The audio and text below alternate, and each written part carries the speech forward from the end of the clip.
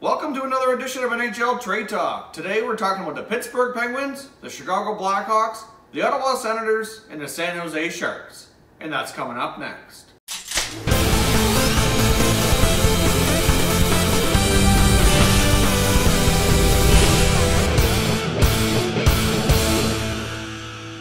Hey everyone, and welcome back to Top Shelf Hockey. If you're new to the channel, thanks for stopping by. We review and analyze all 31 NHL teams with an unbiased opinion. So if you're a huge hockey fan, consider hitting that subscribe button and clicking the bell so you don't miss anything. So as I mentioned in the opener, we're talking about all the latest NHL trade rumors. We're talking about the Chicago Blackhawks, the Pittsburgh Penguins, the Ottawa Senators, and the San Jose Sharks. But before we dive into that, just a quick note amongst players changing teams. We had another waiver wire claim. The Columbus Blue Jackets have picked up Jussi Jokinen on waivers from Los Angeles to replace one of their many injured forwards. The Blue Jackets have had a lot of injuries lately, so they've claimed Jokinen on waivers, and hopefully he can fill a spot there for a little while. Obviously, that's the second time now that Jokinen's changed teams this year. As you probably remember, he was involved in a trade earlier from Edmonton to LA when they swapped Jokinen for Mike Camilleri, and now he's been put on waivers and claimed by Columbus.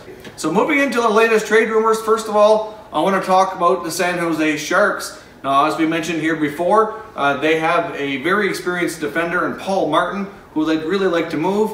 Obviously, right now he cleared waivers and is currently playing in the minor leagues, but they'd really like to move him off their roster and that $4+ million contract he's making every year. Now, the Sharks are apparently really interested in getting some depth at center ice to hopefully make the playoffs and make some noise in the playoffs. They'd really like to get a fourth line center, and they feel like hopefully Martin can be the guy that they move off the roster to help make that happen. Now, I've also heard some rumors about Aaron Dell being on the trading block and that they might use Dell as a trade chip to upgrade some other areas. Personally, I don't see that happening right now. Aaron Dell has been fantastic for them, and you know what? Martin Jones is a great goalie, but he has struggled as of late.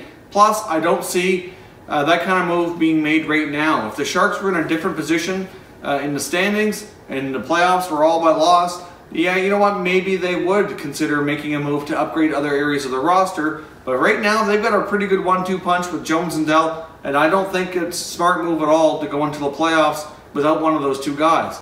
Now let's take a look at the Chicago Blackhawks as well. Obviously the Blackhawks have had some injury issues this year, and Corey Crawford, in case you haven't heard the news, might be done for the season. Now I know it was reported a couple days ago that he was suffering from vertigo and might be done for the year. Obviously, a condition like vertigo sometimes can be difficult to treat. It's been reported now that the most likely issue going on with Corey Crawford is post-concussion syndrome, not vertigo. Obviously, you know, concussions can give you a variety of symptoms, and it looks like that's more than likely what the issue is. Obviously, something like that, it's really difficult to put a timetable on, and therefore that's, you know, explains the report saying that he might be done for the year. So with that in mind, would the Chicago Blackhawks go looking for a goaltender?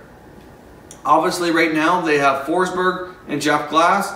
Glass obviously is a nice story, you know, getting a chance at the NHL level for the first time much later in life than most players get, and so far he's making the best of it. But would the Chicago Blackhawks want to go into the playoffs with so little experience in goal?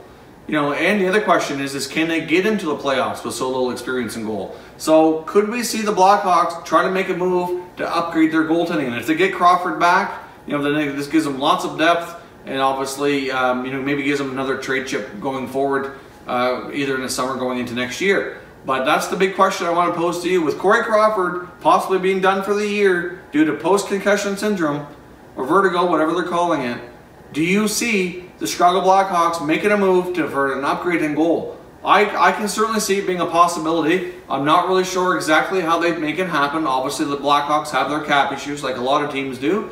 But at this point in time, you know, they've had a fantastic run over the past decade. Really, ever since they brought in Patrick Kane, Jonathan Toews into the mix, this team has been a playoff team. You know, they've won numerous Stanley Cups, and I just don't see them letting that slide. We've seen it happen before where teams kind of squeak into the playoffs and, you know, win a Stanley Cup. It doesn't really matter what seed or position you end up in the playoffs. It's just the fact is that you are in.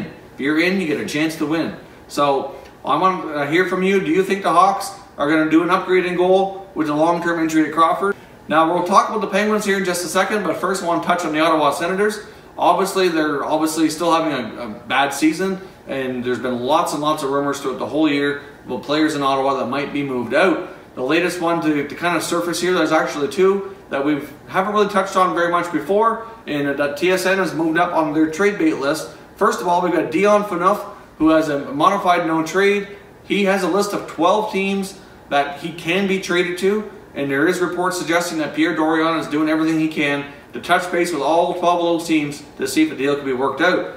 Now, obviously, Dion Phaneuf's, getting a little bit older, he's getting a little bit slower, and that contract's not so favorable anymore. They'd really love to move that contract off the books, and they could use that money, which will help them re-sign Erik Karlsson next year. So could we see Dion on the move? It's possible, but it's certainly going to be difficult with that contract. But as we saw before when Ottawa picked him up, it's not impossible. The other name that TSN has skyrocketed near the top 5 of their list is Jean-Gabriel Pageau. Now this did surprise me a little bit.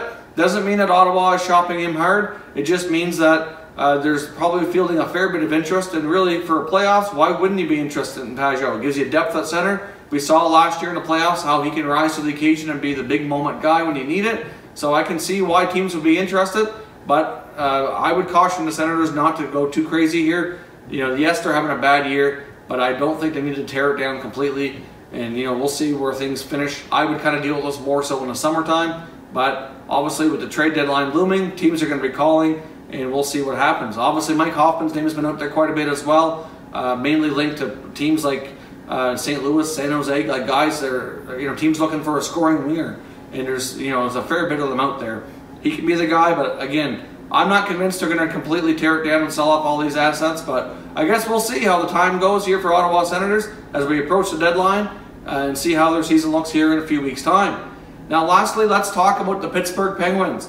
Obviously, the Penguins have recently, they lost last night against the Ducks, but prior to that, they had won 4 straight games, getting ready to leave on their California trip. So they've certainly heating up at just the right time. Seems to be typical Penguin style, that around mid-season, we see them heat up and kind of make their run for the playoffs, or should I say the march of the Penguins towards the playoffs, as we, and have them have a shot here, a three-peating. So I think if the Penguins get into playoffs, they have to be considered a dangerous team to play. And I certainly, any team probably would not want to match up against the Penguins come playoff time. Just with all that experience there, it's not, it's a tough mountain to climb for sure. Now, the question is, though, what are the Penguins going to do? I mean, they're a little bit rattled by injuries right now. You have Brian Rust, who is apparently out longer term. That's as of a couple weeks ago. There's still no definite timetable in his return. You've got Carter Rowney out. You've got Chad Ruhwedel out. Matt Murray is currently out, but that's not due to injuries, due to the passing of his father. So our thoughts are certainly with him. But with something like that as well, it's hard to say exactly how much time off he's going to need or take for that. So hopefully it's not too long. But, obviously with Murray being a young man, I'd assume his father wasn't overly old. And, that just makes it that much harder when people pass at a younger age. So I don't know the circumstances around it or anything. So, our thoughts and condolences go out to Matt Murray. But as far as how long he's going to be out, it's a question mark. We don't know. So I think they're okay in goal. Tristan Jarry's played fantastic.